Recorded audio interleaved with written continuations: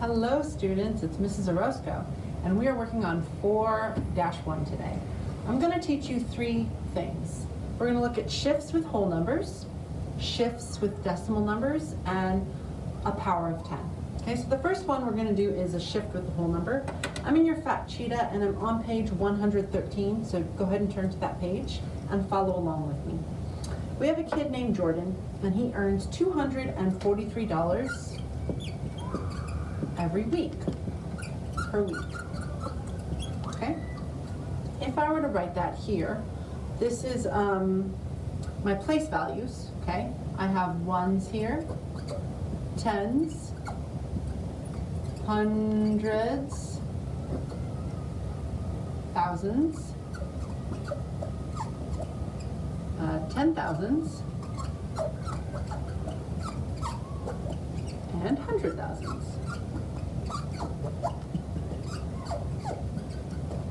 Obviously this goes on, but these are the three that we're going to look at right now, okay? So if Jordan is earning $243 a week, then that would put us at 243, and those numbers would go here. But let's say, for instance, we want to know how much money Jordan would have after 10 weeks.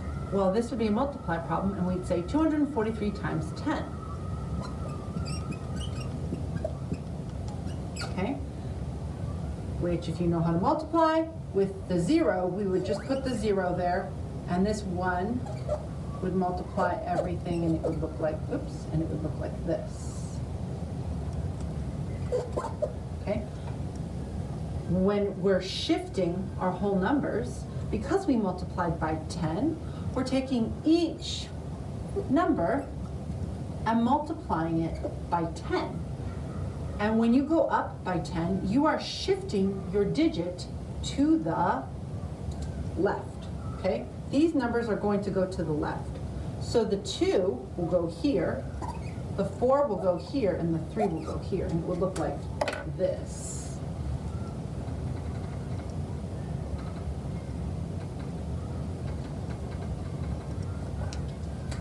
2, 4, 3, and we would put a 0 at the end. Instead of it being 3 ones, we multiplied that 3 times a 10, and it became 30, 3 tens. And we multiplied that 4 that was in the tens place by a 10, so the 40 became 400. Everything shifted to the left, okay? My original number was this, 243. If we wanted to know how much he made after 100 weeks, then we would multiply by 100, okay? And this would be the same as with the 10. I would put both of my zeros down, and then just go 3 times 1, 1 times 3, 1 times 4, and 1 times 2, okay?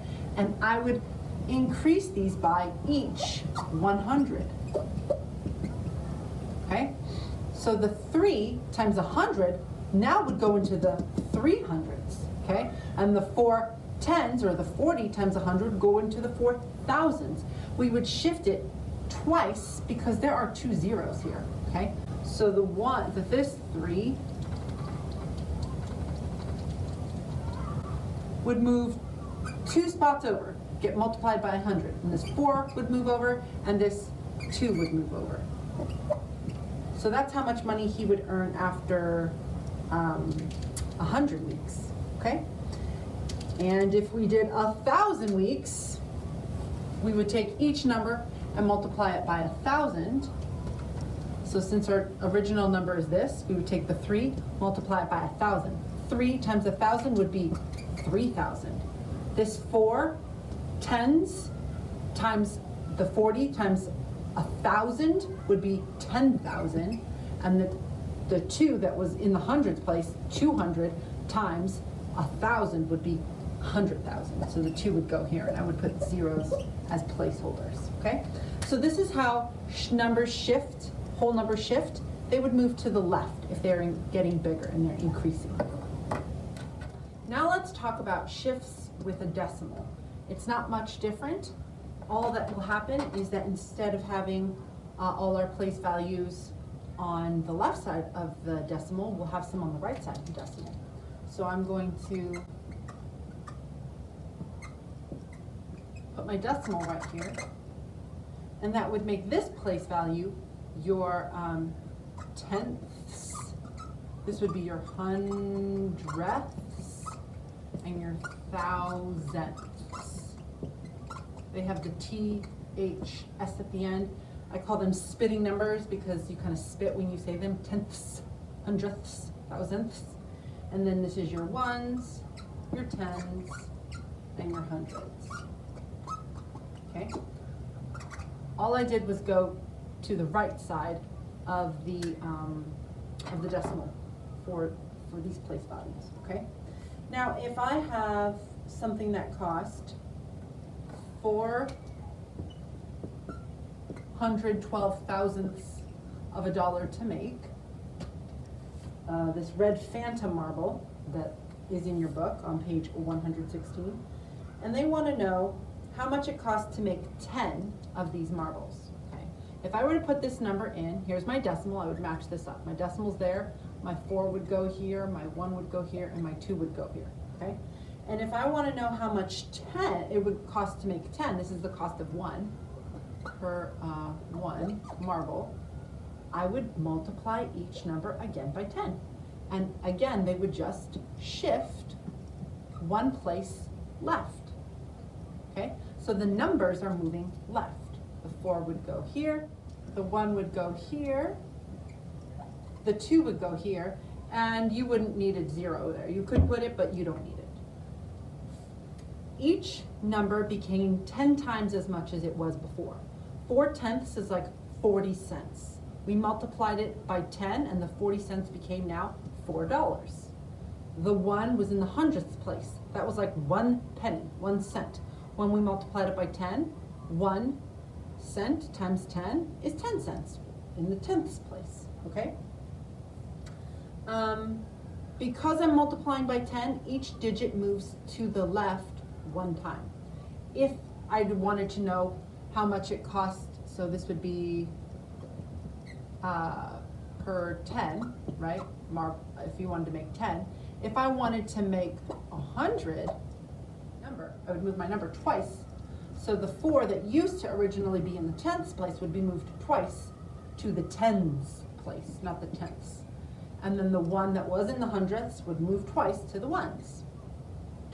And the 2 would move there. And it would cost $41.20 to make 100 marbles.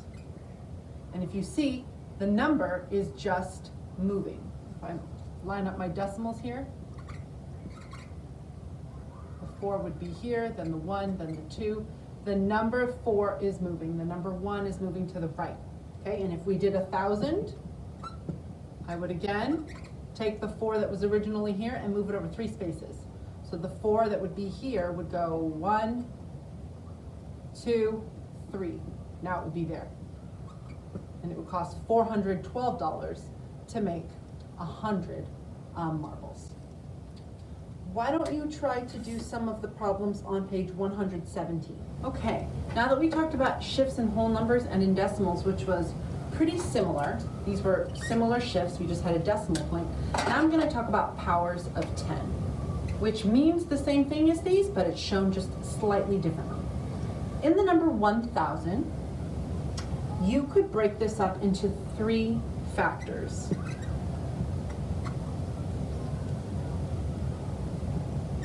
And these 3 factors would be 10 times 10 times 10. I know 10 times 10 is 100, and 100 times 10 is 1,000. If I'm looking at my zeros, I have 1, 2, 3 zeros. Okay? I have 3 zeros here, 3 zeros here, and a 3 telling me how many times I wrote down my 10. This number right here, the little 3, is called an exponent. It's a little number up and to the right of the base. And this number is called your base.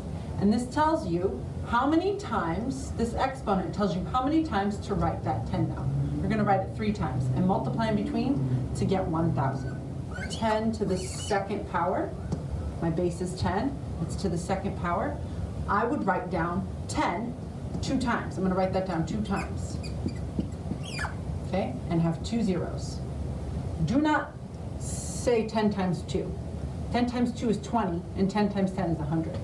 This is not a multiply. This tells you, this exponent tells you how many times to write down the 10, or how many zeros to put. You could also just write 1 0 with a 1, and then write 2 zeros down because there's a 2 up there. And that is the same as 10 times 10. It does equal 100. Okay? That would be the same as me writing 10 5 times. So write it 5 times. 1, 2, 3, 4, 5 times, multiplying in between. Okay?